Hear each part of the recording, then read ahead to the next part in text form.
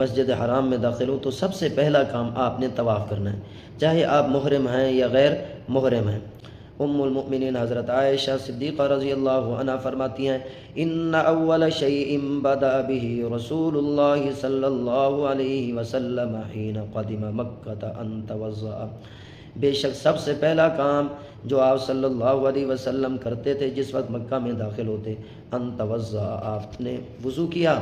ثم طاف بالبیت، پھر آپ صلی اللہ علیہ وسلم نے بیت اللہ کا طواف کیا۔ سب کے لیے سب سے پہلا کام بیت اللہ شریف کا کیا کرنا ہے؟ طواف کرنا ہے۔ ثم استقبل الحجر، پھر حجر اسود کا استقبال کرے۔ سبحان اللہ۔ میرے محترم دوستو، حدیث شریف میں آتا ہے ان الحجر یمین اللہ فی الارض،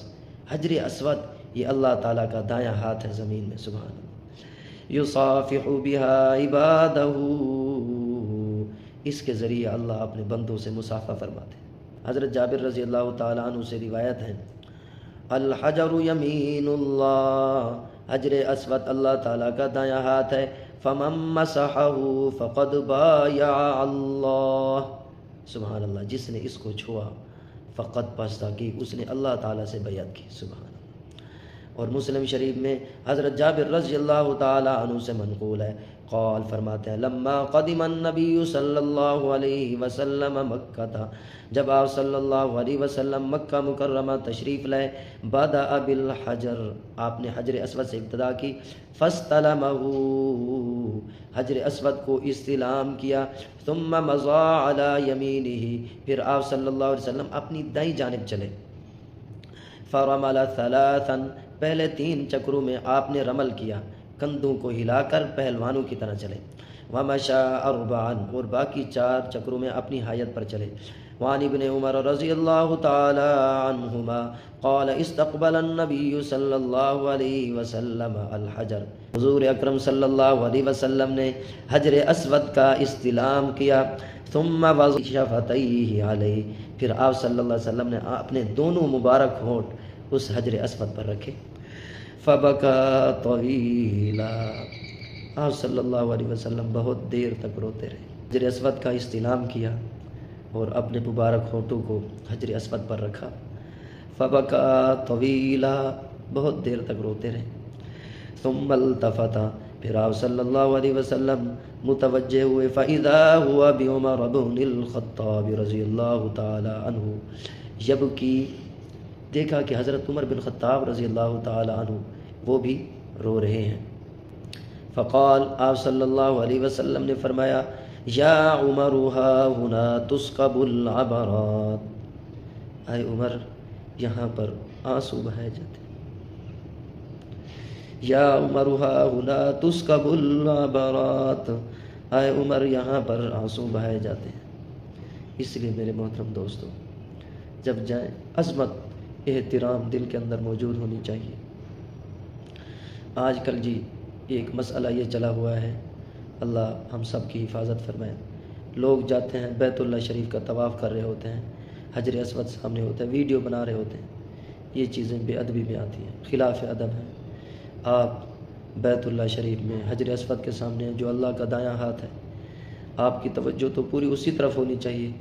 آپ کی آنکھوں میں آنسو ہونے چاہیے، نہ یہ کہ آپ وہاں پہ ویڈیو بنانے میں مشغول ہو۔ اس لیے یہ چیزیں خلاف ادب ہیں، ان چیزوں کو چھوڑیں، جو اصل مقصد ہے اسی کی طرف متوجہ ہوں۔ آپ صلی اللہ علیہ وسلم روتے رہے، اس لیے آنسو بہائیں، گڑ گڑائیں، جس طرح آپ نے فرمایا یہاں عمر آنسو بہائے جاتے ہیں۔ زیادہ سے زیادہ آدمی اپنی عاجزی ان کی سارے خدا کے سامنے ظاہر کرے۔ وَكَبَّرَ وَحَلَّلَ، حجر اسود کا استقبال کیا تو تکبیر کہے، بسم اللہ واللہ اکبر، اللہ، اور لا الہ الا اللہ بھی پڑھے، ورفع یدیہ کالصلاۃ، اور اپنے ہاتھوں کو اٹھائے جس طریقے سے نماز میں اٹھایا جاتا ہے۔ سبحان اللہ۔ جیسا کہ بخاری شریف میں حضرت ابن عباس رضی اللہ تعالیٰ عنہ سے انہ صلی اللہ علیہ وسلم طاف علی بعیر، آپ صلی اللہ علیہ وسلم نے اونٹ پر بیٹھ کر طواف کیا، کلما اتی علی الرکن، جب آپ صلی اللہ علیہ وسلم رکن کے پاس آتے تھے، اشار الیہ بشیء فی یدہ، جو آپ کے ہاتھ میں چیز تھی اس کے ساتھ اشارہ کرتے تھے، وکبرا اور تکبیر کہتے تھے، وحلل اور لا الہ الا اللہ پڑھتے تھے، ورفع یدیہ اور اپنے دونوں ہاتھوں کو اٹھاتے تھے۔ مصنف کہتے ہیں جس طرح نماز میں اس طرح اپنے ہاتھوں کو اٹھائے، حذاء منکبیہ جی کندھوں کے برابر یا کانوں کے برابر، مستقبل القبلہ قبلہ کی طرف متوجہ، بباطن کف اس طرح ہاتھوں کو اٹھانا، اس طرح نہیں، اس طرح ہاتھوں کو اٹھائے، کندھوں کے برابر اٹھا لے یا کانوں کے برابر اٹھائے۔ استلمہ اور حجر اسود کا استلام کرے، اے لمسہ بالید اس کو ہاتھ کے ساتھ چھوئے، اور پھر اس کے بعد ہاتھ کے ساتھ چھونے کے بعد پھر ہاتھوں کو بھی بوسہ دے بغیر آواز کے، آواز نہیں آنی چاہیے، بغیر آواز کے۔ وقیلہ یہ بھی کہا گیا وضع کفیہ علی الحجر حجر اسود پر اس طرح اپنے دونوں ہاتھوں کو رکھ دے، وقبلہ اور پھر ان کو چوم لے، او مسحہ بالکف یا جو ہے نا کف کے ساتھ اس کو چھوئے اور بوسہ دے دے۔ ان قادر اگر اس پہ قادر ہو، غیر موذن لاحد لیکن شرط یہ ہے کہ کسی کو تکلیف نہ پہنچائے، بغیر تکلیف دیے ہوئے، ہاں اگر تکلیف ہو تو پھر اس کو چھوڑ دے، دور ہی سے استلام کرے اور پھر اپنے ہاتھوں کو چوم لے، بوسہ دے دے۔ جیسا کہ بیہقی نے حضرت عمر رضی اللہ تعالیٰ عنہ سے نقل کیا، ان النبی صلی اللہ علیہ وسلم قال بے شک آپ صلی اللہ علیہ وسلم نے حضرت عمر سے فرمایا، یا عمر اے عمر انک رجل قوی بے شک آپ طاقتور آدمی ہیں، قوی آدمی ہیں، لا تزاحم علی الحجر حجر اسود پر مزاحمت نہ کرنا، فتؤذی الضعیف تو ایسا نہ ہو کہ تیری وجہ سے کسی ضعیف کو تکلیف نہ پہنچے، ان وجدت خلوتا فاستلمہ اگر کشادگی پاؤ، خالی جگہ پاؤ تو استلام کر لو، جا کر ہاتھ لگاؤ، پھر ہاتھوں کو چوم لو، اس طرح نہیں تو وَإِلَّا فَاسْتَقْبِلْهُ وگرنہ استقبال کر لو، یعنی دور سے ایسے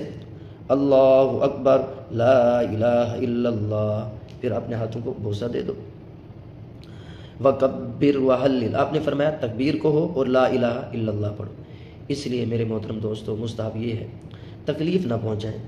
دیکھنے میں یہ آتا ہے بعض لوگ بہت زیادہ رش کرتے ہیں اور اس میں بہت زیادہ لوگوں کو دھکم یہ بھی ہوتا ہے، دیکھیے یہ سنت ہے، حجر اسود کا استلام کرنا سنت ہے، لیکن کسی کو ایذا نہ دینا یہ واجب ہے، تو ایسا نہ ہو کہ ہم سنت کی وجہ سے واجب کو چھوڑ رہے ہوں، ایسا نہیں کرنا چاہیے۔